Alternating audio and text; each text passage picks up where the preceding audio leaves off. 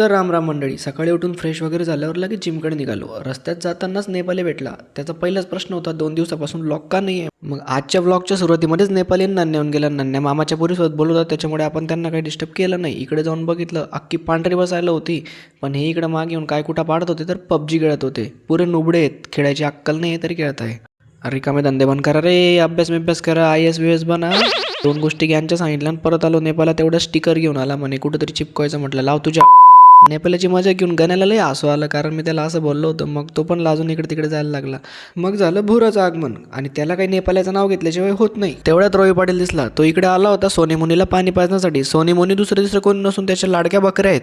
ही आहे पैसा छापायची मशीन, नुसता आवरट आहे. दुकान, शेती सगळं काही असून सुद्धा कंपनीत कामाला जातोय, कारण कोणी पोरगी देत नाही. मग लग्नासाठी कंपनीत जावं लागेल. मुकेश आणि शिवा टेन्शनमध्ये. म्हटलं चला तुम्हाला फिरून आणतो.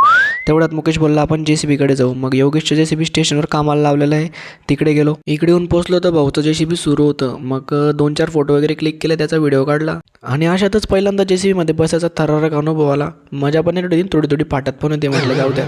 तर आपण इथं प्रोमो कोड दिलेला आहे, जर कोणाला JCB कामासाठी लावायचा असेल तर तासामागे 100 रुपये कमी राहतील. बरं आपलं नाव सांगितलं कार भाऊ हा म्हणतोय बरं तो बी.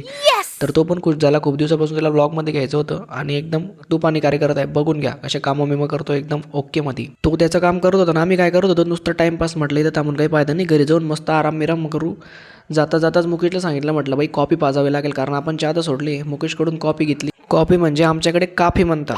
तर मुकेशने खूप मोठं मन करून पाजली. म्हटलं बहुत थँक्यू. आणि नाजूक बाळ आहे, जाऊ दे, याचा विषय नंतर घेऊ. आजचा दिवस आपण या ठिकाणी क्लोज करतोय. भेटूया पुढच्या ब्लॉगमध्ये. तब तक के लिए जय श्रीराम. ब्लॉग लाईक नक्की करा.